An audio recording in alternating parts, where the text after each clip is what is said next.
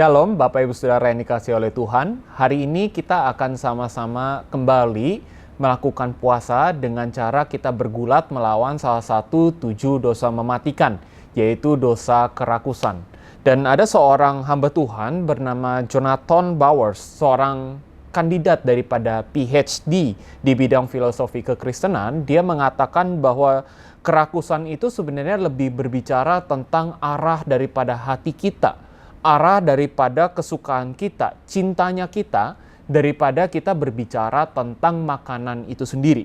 Karena itu di dalam 1 Korintus 10 ayat 31, Paulus itu menekankan kepada jemaat yang ada di Korintus bahwa segala sesuatu yang dimakan dan diminum itu seharusnya memuliakan nama Tuhan. Sehingga kerakusan itu terjadi ketika hati dan pikiran kita itu lebih memikirkan tentang bagaimana perut kita itu bisa dipuaskan secara berlebihan melalui makanan dan minuman yang kita konsumsi sehari-hari.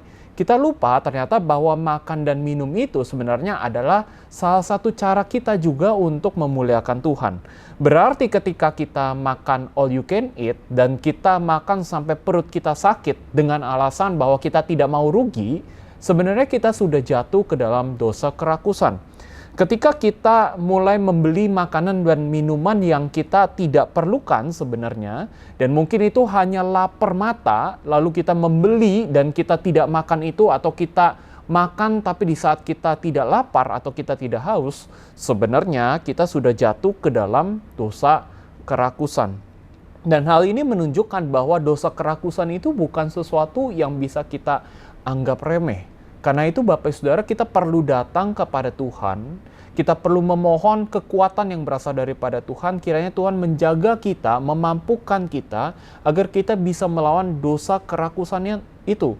Dan ditambah lagi kita juga memohon kiranya Tuhan memberikan hikmat kepada kita, sehingga kita juga bisa mengidentifikasi apa saja tindakan nyata daripada dosa kerakusan yang sering kita lakukan dalam kehidupan kita, baik itu mungkin secara sadar atau tidak sadar.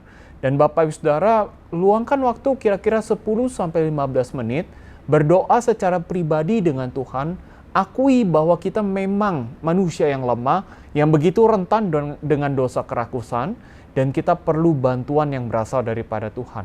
Dan setelah itu Bapak Ibu Saudara, yang perlu kita lakukan adalah coba kita tenangkan diri kita, dan kita pikirkan, kita identifikasi dosa kerakusan apa saja yang masih kita lakukan sampai dengan hari ini.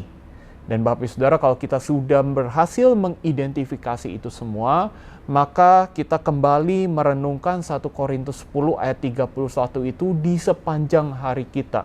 Sehingga ayat itu bisa menjadi sebuah ingat-ingatan bagi kita, menegur setiap kita, bahkan memberikan kekuatan kepada kita agar kita bisa bergulat melawan dosa kerakusan yang ada di dalam hidup kita. Kalaupun pada akhirnya Bapak Ibu Saudara kita memang jatuh ke dalam dosa kerakusan dan kita ternyata memang lemah dalam hal itu, jangan berkecil hati Bapak Ibu Saudara.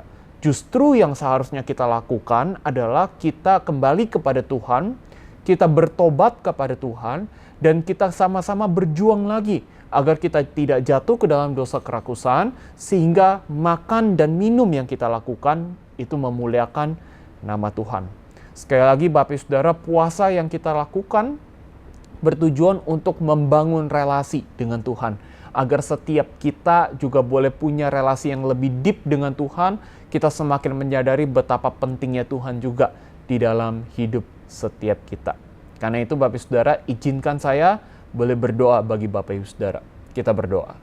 Tuhan Yesus, terima kasih untuk anugerah-Mu, kami boleh sama-sama berkumpul, dan kami juga boleh sama-sama memulai hari ini dengan berpuasa, dengan cara bergulat melawan dosa kerakusan. Tolong setiap kami Tuhan, karena kami tidak mampu melakukannya sendiri.